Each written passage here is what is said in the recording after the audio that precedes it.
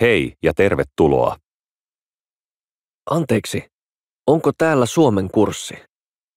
Joo, on. Tämä on Suomi 1. Hyvä. Onko tämä paikka vapaa? On. Kiva. Hei, minä olen Alex. Kuka sinä olet? Minä olen Olga. Hauska tutustua. Kiitos samoin. Moi Olga, mitä kuuluu? Terve Pedro. Kiitos. Minulle kuuluu hyvää. Entä sinulle? Ihan hyvää, kiitos. Alex, tässä on Pedro. Hei Pedro. Minun nimi on Alex. Hauska tutustua. Hauska tutustua.